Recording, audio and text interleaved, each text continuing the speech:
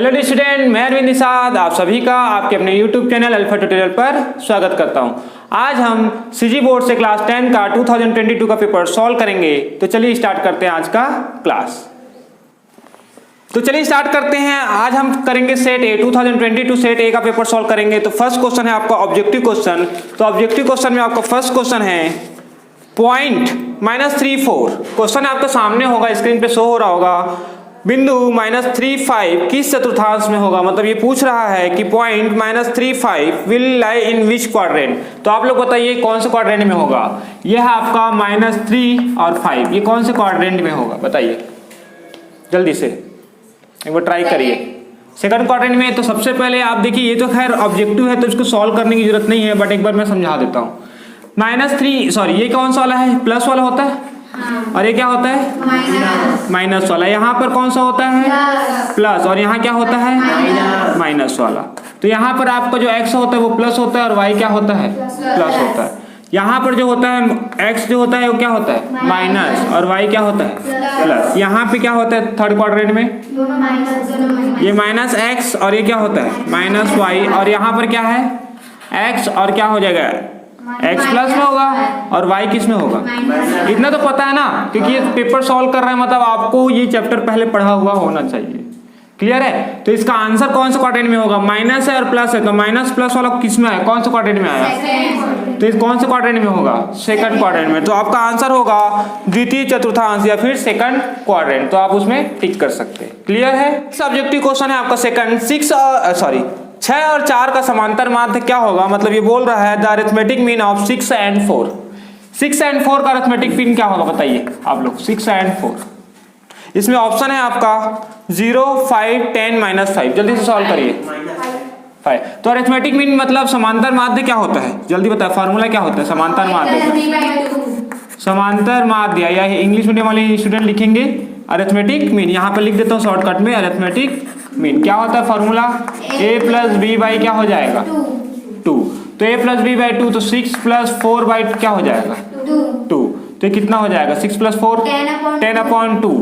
10/2 कितना हो जाएगा 5। तो 5 आपका क्या होगा आंसर होगा। मतलब इसका आंसर जो होगा वो B होगा। क्लियर है। नेक्स्ट क्वेश्चन है आपका घनाभ के शीर्षों की संख्या क्या होती है। मतलब the number of vertices in cuboid.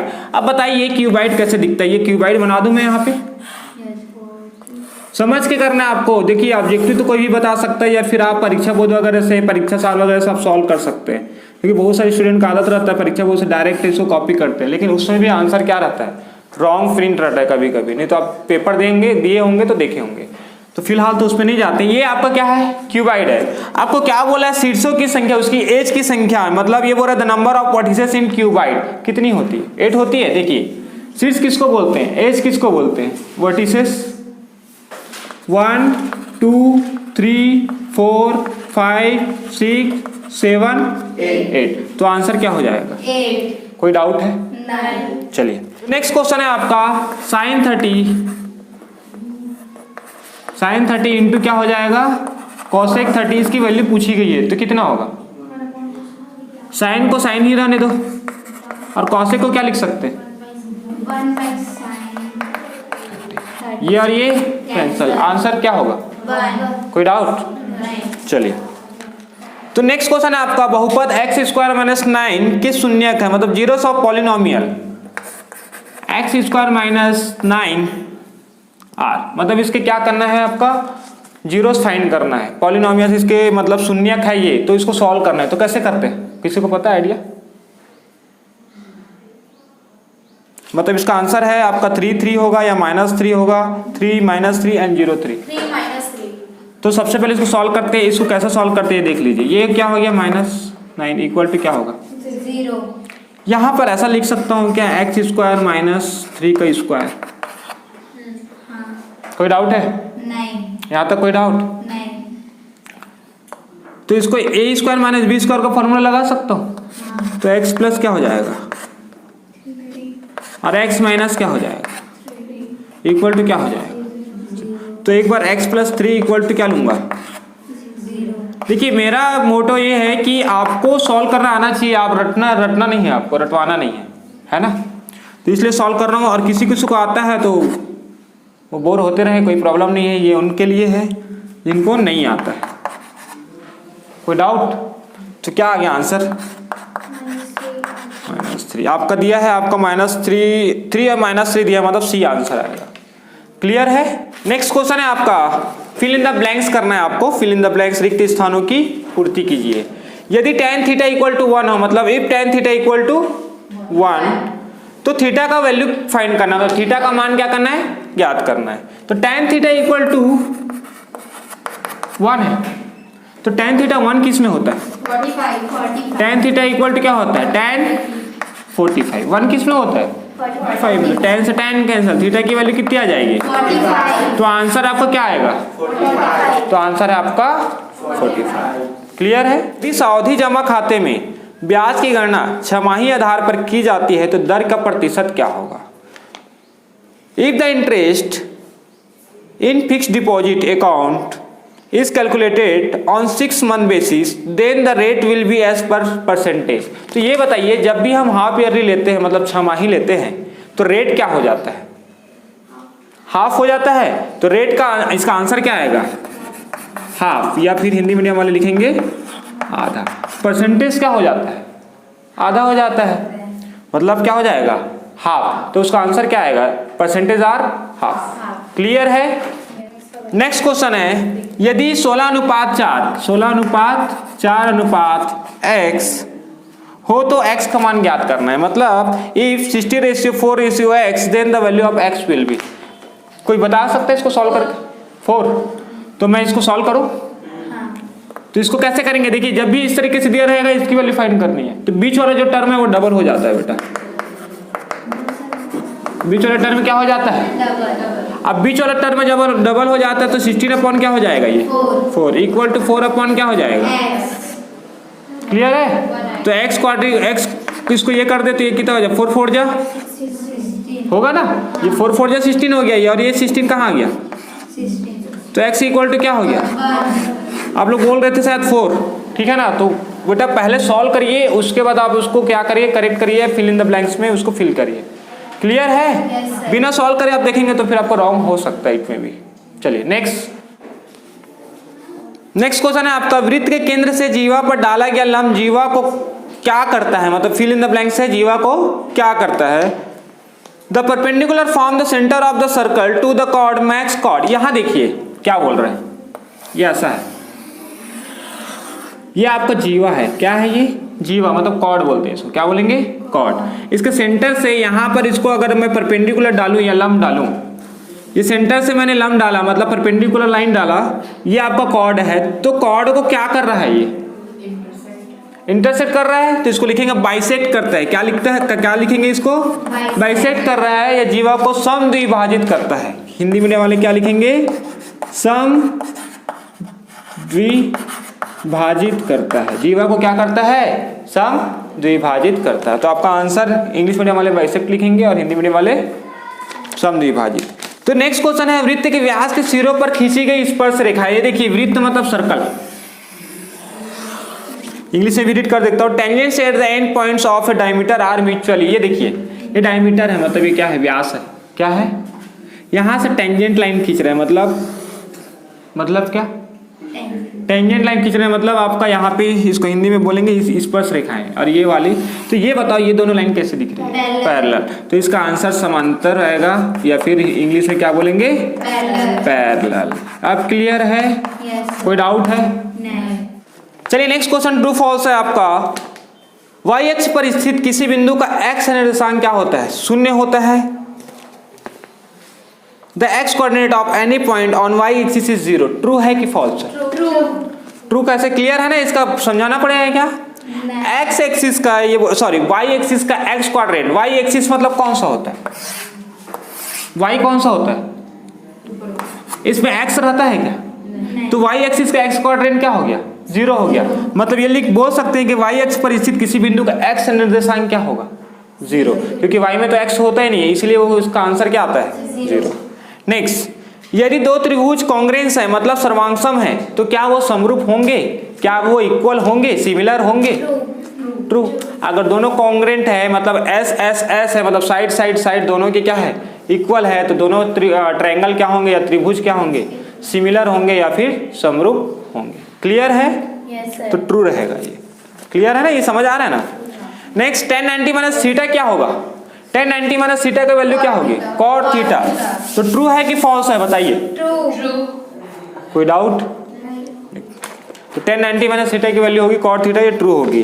अब इन फोर्थ क्वेश्चन ये पूछ रहा है जिस राशि पर ब्याज की गणना की जाती है उसे मूलधन कहते हैं, या the amount on which interest is calculated is called principal amount. True, मतलब जितना भी इंटरेस्ट होता है वो किस पे होता है, प्रिंसिपल अमाउंट पे होता है। प्रिंसिपल अमाउंट किसको बोलते हैं, जो हम डिपॉजिट करते हैं। क्लियर है? तो इसमें आ जाएगा आपका जिस राशि पर ब्याज की गणना की जाती है उसको क्या कहते हैं, मूलधन कहते हैं। नेक्स्ट क्वेश्चन ये दिया हुआ है कि समीकरण निकाय में, मतलब एक इक्वेशन दिया हुआ है a1 अपॉन a2, तो ट्रू होगा ना, फोर्थ वाला जो होगा वो क्या होगा, ट्रू होगा। a1 upon a2, b1 upon क्या हो जाएगा b2, c1 अपॉन क्या हो जाएगा c2। यहाँ पे आंसर लिख के दिखाना पड़ेगा क्या ट्रू फॉल्स का, ट्रू वगैरह लिख सकते हो ना। तो हमें द्वितीय हल प्राप्त होगा, मतलब कंडीशन अद्वितीय हल प्राप्त होगा। उससे पूछा गया है in the system of equation then will get a unique solution. क्या ये यूनिक सॉल्यूशन के लिए है, क्या ये यूनिक सॉल्यूशन के लिए है, मतलब अद्वितीय हल के लिए है। फॉल्स क्यों है, तो मतलब ये यूनिक सॉल्यूशन के लिए नहीं है, मतलब ये क्या हो गया, रॉन्ग हो गया, ट्रू मतलब क्या बोलेंगे इसको, गलत हो गया। ठीक है, ट्रू और फॉल्स है तो ये क्या हो गया, रॉन्ग हो गया। तो इसका यूनिक सॉल्यूशन के लिए कंडीशन क्या होता है मुझे बता दो, या अद्वितीय हल के लिए सॉल्यूशन क्या होता है। तो यूनिक सॉल्यूशन के लिए कंडीशन होता है a1 upon a2 equal to is not equal to b1 upon b2। ये अद्वितीय हल के लिए है, कहने का मतलब है यूनिक सॉल्यूशन के लिए है। अगर ये ऐसा होता तो वो राइट होता, जो क्वेश्चन दिया है वो क्या होता, राइट होता, बट आपको ये कंडीशन दिया है तो ये क्या है, रॉन्ग है। कोई डाउट? ठीक है। नेक्स्ट क्वेश्चन है k के किस मान के लिए समीकरण के मूल वास्तविक व बराबर होंगे। आप लोग बताइए वास्तविक व बराबर के लिए क्या कंडीशन होता है। एक बार रीड कर देता हूं, for what value of k will roots of the equation be real and equal. तो क्या कंडीशन होता है, रियल और इक्वल के लिए क्या कंडीशन होता है। तो देखिए यहाँ पे यह आपका सबसे पहले तो इसको सॉल्व कर ले। a इक्वल टू क्या है, ये 2 मार्क्स का क्वेश्चन है ना, पूरा सॉल्व करना है। b इक्वल टू क्या है 4, c इक्वल टू क्या है 1। तो समीकरण के वास्तविक होने के लिए, किसके लिए, एक मिनट, क्या है, वास्तविक एवं बराबर होने के लिए, वास्तविक एवं बराबर, यहां पे लिख देता हूं, होने के लिए कंडीशन क्या होता है। यहाँ पर इंग्लिश मीडियम के लिए भी लिख देता हूँ मैं, for roots of the equation will be real and equal, for roots of equation will be real and equal, ये कंडीशन आपको लगाना है। तो ये बताइए इसके लिए कुछ कंडीशन होता है, क्या होता है, d इक्वल टू 0। देखिए यहाँ पर क्या होगा, d इक्वल टू 0, तो d का वैल्यू कितना होता है बताइए, b square minus 4ac, b square minus 4ac equal to क्या होगा 0। b की वैल्यू कितनी है, b की वैल्यू 4 स्क्वायर, 4 है तो 4 का स्क्वायर माइनस 4, a कितना है, k, c कितना है 1। कैलकुलेशन समझ में आ रहा है कि नहीं आ रहा है, कैलकुलेशन समझ में आ रहा है, एकदम स्लो करेंगे एकदम, हमको तो जल्दबाजी है नहीं, पूरा पेपर सॉल्व करना है धीरे धीरे करके। तो डी यहाँ तक क्लियर है। इसमें क्या करूँ, 4k इक्वल टू क्या है, देखिए जब भी ये कंडीशन देता है तो कंडीशन आपको अप्लाई करना है। अगर आप 0 नहीं लिखते वहां पे तो आपको 1 मार्क्स सीधा। क्लियर है। तो यहां पर आपका हो जाएगा 16 इक्वल टू क्या हो जाएगा, तो k 16 अपॉन क्या हो जाएगा 4 इक्वल टू क्या होगा k, तो 4 इक्वल टू क्या हो गया k, तो आपकी वैल्यू कितनी आ जाएगी 4। कोई डाउट है नहीं। तो आपका ये सेकंड क्वेश्चन है आपका 2022 में सेट ए में आया हुआ है। तो नेक्स्ट क्वेश्चन है आपका, निम्नलिखित आंकड़ों की माध्यिका ज्ञात कीजिए। क्या ज्ञात करना है? माध्यिका। मतलब find the median of the following data. क्या फाइंड करना है? मीडियन। तो देखिए सबसे पहले जो भी नंबर दिया रहता है मीडियन या माध्यिका के लिए क्या करते हैं हम, जो नंबर दिया रहता है उसको इंक्रीजिंग ऑर्डर में अरेंज करते हैं, मतलब बढ़ते हुए क्रम में रखते हैं। किस में रखते हैं? बढ़ते हुए क्रम में। छोटे से बड़े अरेंज करो, जल्दी से जल्दी करो। 25, 23, 23, 25, 25, 32, 38, 40, 42, 45। ये आपका अरेंज हो गया। ये आपको जब भी मीडियन या माध्यिका, 45, सॉरी ये क्या हो जाएगा? 45। तो माध्यिका का देखिए n इक्वल टू कितना है, जो नंबर आप, ये जो नंबर होते हैं उसको n बोला जाता है। कितने नंबर है यहाँ पे? 7, कितने नंबर है? 7, 1 2 3 4 5 6 7 है। तो n इक्वल टू कितना आ गया? 7। अब फॉर्मूला होता है माध्यिका, माध्यिका या फिर क्या बोलेंगे आप लोग? मीडियन। इसका फॉर्मूला होता है n+1/2। अब n+1 देखो, इसके दो फॉर्मूले होते हैं। क्या होते हैं? जब नंबर इवन है, सॉरी ऑड है, क्या है ये? ऑड है कि इवन है? बताइए। तो ऑड है तो ये फॉर्मूला यूज करना है, और इवन के लिए मैं बताऊंगा क्योंकि ये सॉल्यूशन है, तो फिलहाल अभी इवन डिस्कस नहीं करेंगे। ये किसके लिए? ऑड के लिए, मतलब सम संख्या है। ये कौन सी संख्या है? ये सम संख्या, सॉरी ऑड मतलब होता है विषम। ऑड क्या होता है? विषम। तो विषम नंबर अगर आया तो ये फॉर्मूला लिखना है। तो n कितना है बेटा? 7, +1 कितना हो गया? 2। तो 8 क्या हो गया? 2, कौन सा हो गया? 4, 4 नहीं है ना, आंसर 4 नहीं है, वो फोर्थ टर्म है। यहाँ पर क्या आ जाएगा? टर्म या फिर नंबर। फोर्थ नंबर कौन सा? जल्दी बताओ। 38, 1 2 3 4, इसलिए बोल रहा है इंक्रीजिंग ऑर्डर में अरेंज करना है। पता चला इसमें कर दिए, 1 2 3 4, ओम ने इसको कर दिया, ठीक है, नितिका ने भी इसी को कर दिया, तो हो गया, है ना। तो ये क्या हो जाएगा? कितना है? कितना कितना जल्दी बताओ। 38, दिस इज योर।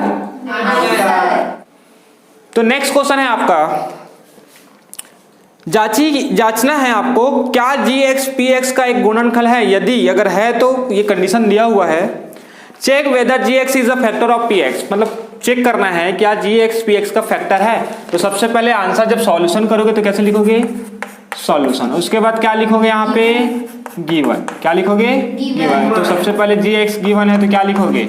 x - 3। तो gx इक्वल टू क्या हो जाएगा? 0 पुट करते हैं। कितना पुट करते हैं? 0। तो x - 3 कितना होगा? 0, तो x इक्वल टू कितना होगा? 3, यहाँ तक कोई डाउट है? 9, यहाँ तक कोई डाउट है क्या? 9, तो px इक्वल टू क्या हो जाएगा? x का cube minus 4x² plus, x + 6, कोई डाउट है? 9, कोई भी डाउट? 9, अंधेला तो नहीं आ रहा है ना एकदम नहीं। ज़्यादा, क्योंकि स्क्रीन पे थोड़ा सा ऐसा लग रहा है लाइट कम है। यहाँ तक क्लियर है? x की वैल्यू कितनी पुट करनी? 3, चलिए, 4 3² ये 3 है ना। 3, ओम बेटा, हाँ होश में हो ना? हाँ जिंदा हो ना? मतलब जग रहे हो ना? हाँ लाइव होना चाहिए। 3 3 जा 9, 9 3 जा, 27 इसको क्या करना है? 3 × 3 3 9 9 27, 3 को 3 बार इंटू करना है, मतलब गुणा करना है। तो कितना हो जाएगा? 27, -36 पहले ऐसे कर लो ना भाई, काहे को हड़बड़ी है। 3 + 6 कितना हो जाएगा? 9। 27 माइनस ये कितना हो गया? 4 9 जा 30, 4 नियम, ठीक है। और यहाँ पर क्या हो गया? +9। यहाँ पर देखिए 27, सबसे पहले तो इसमें क्या करिए? माइनस करिए। तो 27 + 9 कितना होगा? 27 + 9 कितना होगा? जल्दी बताइए। 36 होगा। तो ये दोनों को ऐड कर लीजिए, 36 और ये तो 36 है ही। 36 - 36 कितना हो गया? ये सॉरी यहाँ पर कितना रखेंगे? 3। तो P3 की वैल्यू कितनी आ गई? 0। तो यहाँ पे आंसर लिख देता हूँ मैं, P3 की वैल्यू कितनी आ गई? 0। तो ये पूछ रहा है क्या gx px का फैक्टर है? तो yes, this is a factor of px। तो आप लोग को लिखना है कि जो gx है वो px का क्या है? फैक्टर है या गुणनफल है। क्लियर है? तो आपका नेक्स्ट क्वेश्चन है, क्वेश्चन नंबर 5 है, मूल बिंदु से बिंदु 2 और 2 के बीच की दूरी ज्ञात कीजिए। मतलब find the distance from the origin to the point 2 and 2। मतलब आपको ओरिजिन है, जैसे कि आपका क्या करना है, डिस्टेंस फाइंड करना है, मतलब बीच की दूरी निकालना है। जैसे ये एक पॉइंट है क्या, ए, ये क्या पॉइंट है, बी। यहाँ का एक है आपका 2 and 2 और दूसरा क्या है आपका 0 और 0। ओरिजिन क्या होता है, जीरो। जो ओरिजिन क्या होता है, 0। मतलब मूल बिंदु कितनी होती है, 0 0 होती है। तो बी कितना ले लेंगे, 0 0। ए कितना है, 2 2। डिस्टेंस का फॉर्मूला क्या है, ए बी इक्वल टू कितना होता है ये बताइए मुझे। x2 माइनस x1 का whole power minus y2। x2 minus x1 का whole power plus y2 minus y1 का whole square. y2 minus y1 का होल स्क्वायर। ठीक है, तो सबसे पहले कभी भी इस तरीके से करते हो तो यहाँ x1 x2 को पहले लिख लीजिए।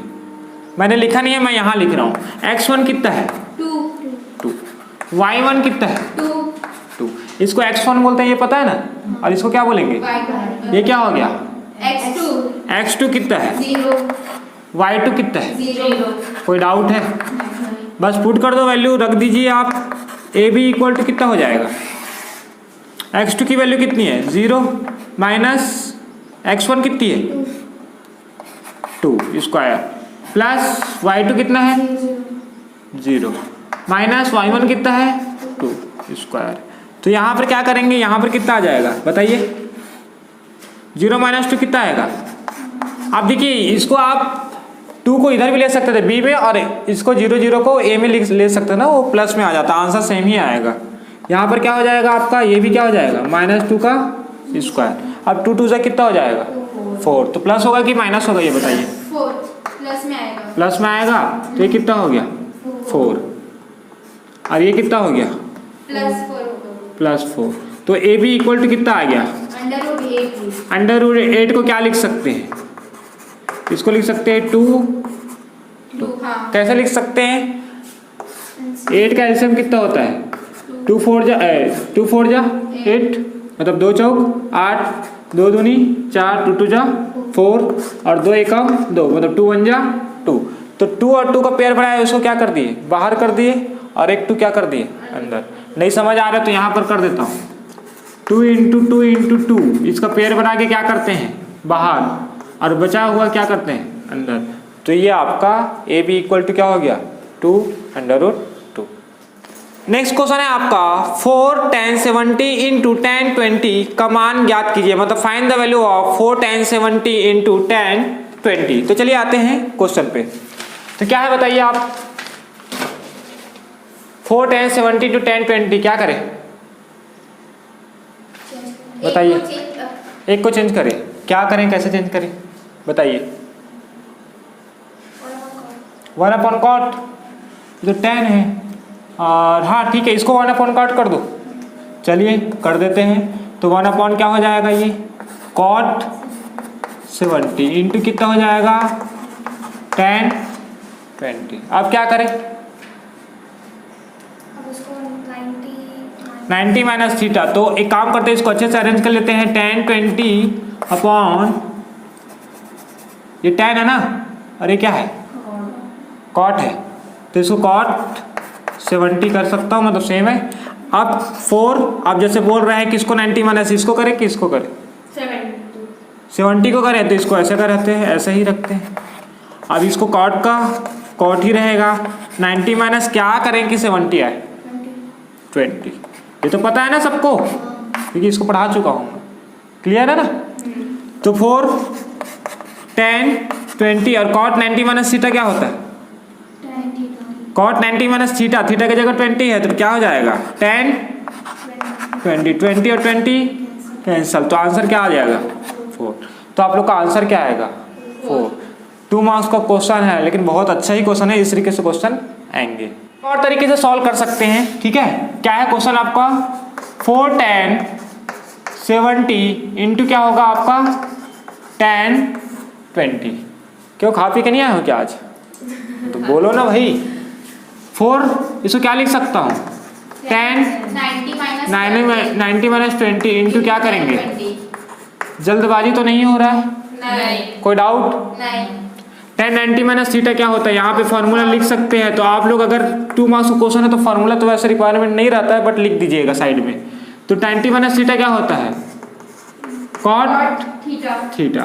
तो 4 ये tan 90 minus theta cot theta हो जाएगा, तो cot cot 20 into tan 20 tan 20। अब क्या करें, 4 1/10 लेंगे, इसको लिख सकते हैं 1 अपॉन tan 20 इंटू ये हो जाएगा आपका tan 20 क्या हो गया, कैंसल। तो आपका आंसर क्या आ गया, 4। तो यहाँ पर इक्वल लगाना नहीं भूलिएगा क्योंकि इसमें नंबर रहता है। कोई डाउट? तो दोनों एक ही क्वेश्चन है और दोनों तरीके अलग अलग तरीके से बना हुआ है, ठीक है ना। तो नेक्स्ट क्वेश्चन में आते हैं। The curve surface area of cylinder is 660 square centimetre and height is 15 centimetre, then find the radius of the base of cylinder. तो चलिए आते हैं क्वेश्चन पे। तो क्वेश्चन में क्या क्या गिवन है, गिवन कौन सा है, 7 क्वेश्चन है ना, कौन सा क्वेश्चन है, 7th है। दिया क्या क्या है, गिवन क्या है, देखिए यहाँ पर दिया है या फिर क्या लिख सकते हैं, गिवन। इंग्लिश मीडियम वाले क्या लिखेंगे, गिवन। हाइट कितना है, 15 सेंटीमीटर। हाँ हाइट कितना है, 15 सेंटीमीटर। और क्या गिवन है, curve surface area of cylinder. तो कर्व सरफेस सिलेंडर क्या, curve surface area of cylinder क्या लिखेंगे, curve surface area of cylinder, या फिर बेलन के वक्र पृष्ठ का क्षेत्रफल कितना है बताइए। इसको हिंदी में इस तरीके से बोलेंगे ना, बेलन के वक्र पृष्ठ का क्षेत्रफल, या फिर curve surface area of cylinder कितना होता है बताइए जल्दी। 660 ये गिवन है ना, कितना होता है, सॉरी गिवन है, सॉरी दिया हुआ है 660 स्क्वायर सेंटीमीटर। तो फार्मूला क्या होता है बताइए, 2 पाई आर एच। तो बेलन का वक्र पृष्ठ कितना होता है, 2 पाई आर एच। देखिए ये इंग्लिश मीडियम वाले के लिए लिखा हुआ है, ये इसी में आप लिख सकते हैं बेलन के वक्र पृष्ठ का क्षेत्रफल बराबर 660 स्क्वायर सेंटीमीटर। क्लियर। 2 पाई आर एच किसका फॉर्मूला होता है, बेलन के वक्र पृष्ठ का। तो क्या कितना हो जाएगा ये, इसको ब्रैकेट में कर देता हूँ ना, ये इसी का है। तो ये कितना हो जाएगा बताइए, 660 होगा। अब देखिए 2 का 2, पाई कितना है 22 पाई 7। आर कितना है, फाइंड करना है, आर को फाइंड करना है, मतलब पता करना है कितना है। एच कितना है 15 सेंटीमीटर। और ये कितना है 660। यहाँ तक कोई प्रॉब्लम है किसी को भी, वैल्यू पुट करने आ जाता है सबको। चलिए तो मैं इसको क्रॉस मल्टीप्लाई कर दूं सीधा। देखिए आर की वैल्यू फाइंड करनी है, किसकी वैल्यू फाइंड करनी है, मेरे पास उधर जगह नहीं तो मैंने इधर ले लिया। ये कितना हो गया 660 इंटू 7 उधर जाएगा, तिर्यक गुना होगा 7, क्रॉस मल्टीप्लाई होगा अपॉन क्या होगा 2 इंटू 22 इंटू 15। किससे कट करूं बताइए, 11 से कट करें। 11 दूनी 22, 11 2 22 होता है, 11 छक्के 66, मतलब 11 6 66। कोई डाउट। आप 15 से देख लीजिए, 15 एकम 15 1 15, 15 चौक 60, 15 4 जा कितना हो गया। कोई डाउट। अब कितना आ चुका है, 2 1 जा 2 2 जा। एक साथ कट करने नहीं आता है तो इसको आप रफ में करिएगा ना, रफ में कर लेना। अगर प्रॉब्लम जाता है तो किस में करना है, रफ में। 2 1 जा 2 2 2, यहाँ पे 2 1 जा 2 2 1 जा 2, कितना आ गया। तो R इक्वल टू कितना आ जाएगा 7 सेंटीमीटर। तो आपकी त्रिज्या कितनी आ जाएगी 7 सेंटीमीटर। रेडियस कितना आ जाएगा, 7 सेंटीमीटर। कोई डाउट। तो चलते हैं नेक्स्ट क्वेश्चन। नेक्स्ट क्वेश्चन है आपका, प्रथम 9 प्राकृतिक संख्याओं का औसत ज्ञात कीजिए, मतलब find the average of the first 9 natural number. तो चलिए आते हैं क्वेश्चन में, क्या बोला है बताइए। फर्स्ट 9 नेचुरल नंबर कौन सा है बताओ, फर्स्ट 9 नेचुरल नंबर कौन सा है, 1 से लेकर 9 तक है, मतलब प्रथम 9 प्राकृतिक संख्याएं कितनी है 9। तो 1 2 3 4, ये क्वेश्चन नंबर 8 है ना, 5 6 7 8 और कितना हो गया 9। क्वेश्चन क्या पूछा है, क्वेश्चन क्या पूछा है एक बार देख। एवरेज निकालना है, क्या निकालना है, एवरेज निकालना है। तो औसत क्या होता है बताइए, औसत Sum of all numbers by total. बराबर क्या होता है? Sum of all numbers. सभी संख्याओं का योग। सभी संख्याओं का योग। देखिए इंग्लिश मीडियम वाले यहाँ लिख लेंगे एवरेज। क्या लिखेंगे? Average. यहाँ पर लिखेंगे सम ऑफ ऑल नंबर। क्या? Sum of all numbers. और नीचे क्या आएगा? Total number. टोटल नंबर मतलब कुल संख्या। कुल संख्या या इसको क्या बोलेंगे? Total number. लिखना पड़ेगा क्या इंग्लिश में? हाँ या नहीं? हाँ अच्छा चलो लिख देता हूँ। एवरेज डायरेक्ट में शॉर्ट में लिख रहा हूँ ना, एवरेज लिख लोगे ना पूरा? हाँ. एवरेज इक्वल टू होगा आपका sum of all number upon Total number. Total number. कोई डाउट है यहाँ तक? नहीं. क्या हिंदी और इंग्लिश में कन्वर्ट करने में थोड़ा सा वीडियो ज़्यादा लंबा हो जाता है। यहाँ तक कितना हो जाएगा? जल्दी बताइए, जल्दी ऐड करिए कॉपी में। मैं नहीं जानता, जल्दी ऐड करिए। मैं लिखते तक हो 9 by 9. लिखते हो जाना चाहिए। हाँ बोलो 5 by 9. पक्का। हाँ. गाइड वाइड देख के तो नहीं बोल रहे हो? 9. टोटल नंबर कितना है वो? 9 है। 2 1 3 3 और 3 6 6 और 4 10. 10 10 और 5 15 और 6 21. 21 और 7 28. 28 हुआ। 28 और 8 38. 36 36 और 9 45. कोई डाउट? तो कितना आ गया? 5. कोई डाउट? 9. तो औसत या एवरेज कितना आ गया? 5। तो आपका आंसर क्या आ जाएगा? 5। नेक्स्ट क्वेश्चन है वर्ग समीकरण x square plus 2x minus 3 equal to 0 में मूलों का योगफल एवं गुणनफल ज्ञात कीजिए। Find the sum and product of the roots in the equation quadratic equation x square plus 2x minus 3 equal to 0। तो चलिए आते हैं क्वेश्चन में। क्या है question? x square plus 2x minus क्या है 3 इक्वल टू क्या है 0। क्लियर? इसमें क्या पूछना है, क्या पता करना है? Sum of roots and product of roots मतलब मूलों का योगफल और मूलों का गुणनफल। तो कैसे निकालते हैं? देखिए सबसे पहले कंपेयर करिए ax square plus bx plus c equal to 0। देखिए एग्जाम में ऐसा ही बनाना है आपको, समझ में आया? एग्जाम में कैसे बनाना है? ऐसा ही बनाना है, डायरेक्ट नहीं लिखना है। वहाँ पे डायरेक्ट में नंबर कट भी हो सकता है। ठीक है? हाँ 9 क्वेश्चन है, 9 नंबर क्वेश्चन है। अभी तो शायद 9 जो भी है क्वेश्चन नंबर से क्या लेना है, क्वेश्चन तो सामने है। ठीक है ना? एक बार देख लेता हूँ मैं 9 है कि क्या है। अच्छा सॉरी 9 है। ठीक, तो ये क्वेश्चन नंबर कौन सा है? 9। तो ax square plus bx plus c equal to क्या हो गया 0। तो a इक्वल टू कितना है 1, b इक्वल टू कितना है 2, c इक्वल टू क्या है -3. तो सम ऑफ रूट्स क्या होता है? फार्मूला सम ऑफ रूट्स या यहाँ पर हिंदी मीडियम वाले लिखेंगे मूलों का योगफल। क्या लिखेंगे? मूलों का योगफल। क्या होता है मूलों का योगफल? बताइए। माइनस बी अपॉन ए। तो माइनस बी है तो यहाँ पर क्या लिखूंगा? माइनस लिख दूँ। बी कितना है? 2 है। बी कितना है? 2 है। ए कितना है? 1. पक्का? तो आंसर कितना आ गया? -2. कोई डाउट? नहीं. मूलों का गुणनफल कितना होगा?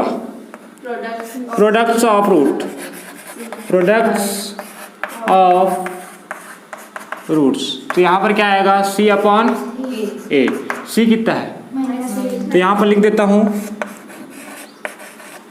मूलों का गुणनफल। कोई डाउट है? कोई डाउट है? मूलों का गुणनफल। ठीक है ना? क्या हुआ बताओ ना? प्रोडक्ट्स ऑफ है ना? अच्छा ये बोल रहे हो, वो जल्दी जल्दी हो जाता है, कोई दिक्कत नहीं। प्रोडक्ट्स ऑफ रूट्स आपको इससे मतलब होना चाहिए मेरे ख्याल से, है ना? c कितना है? a कितना है? 1। तो आंसर -3. तो मूलों का योगफल कितना आया? -2 मतलब sum of roots and product of. कोई डाउट है? तो चलते हैं नेक्स्ट क्वेश्चन। तो आपका 3 मार्क्स का क्वेश्चन का लास्ट क्वेश्चन है जो कि क्वेश्चन नंबर 10 है। यदि x + 5 रेशियो 45 रेशियो 1 रेशियो 5 हो तो x का मान ज्ञात कीजिए, मतलब find the value of x। तो चलिए आते हैं क्वेश्चन पे।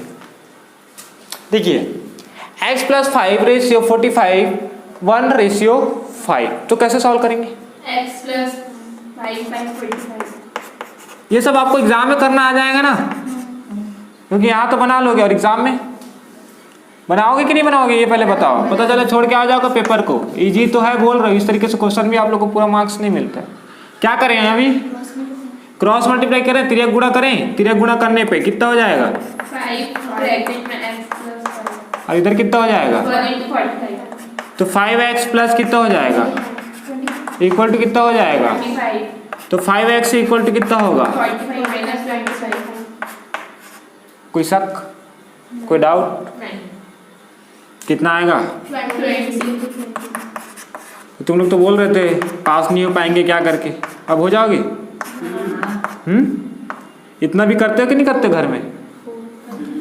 5 4 जा 5 चौक 20। कोई डाउट? तो x की वैल्यू क्या आ गई? 4। तो मेरे ख्याल से आप लोग का जो 3 मार्क्स का और 2 मार्क्स का क्वेश्चन आपका फिनिश हो चुका है। तो मेरे ख्याल से आज इतना ही, मतलब इतने में ही हम फिनिश करते हैं ये वाला वीडियो, ठीक है। बाकी हम नेक्स्ट क्लास में करेंगे, मतलब पार्ट 2 में करेंगे। तो आई होप आप लोगों को भी आज का वीडियो समझ में आया होगा। अगर आप लोग को आज का वीडियो समझ में आया है तो प्लीज़ सब्सक्राइब कीजिए, लाइक कीजिए, कमेंट कीजिए और उन लोगों को ज़्यादा से ज़्यादा शेयर कीजिए जिनको इनकी ज़रूरत है। Okay, thank you.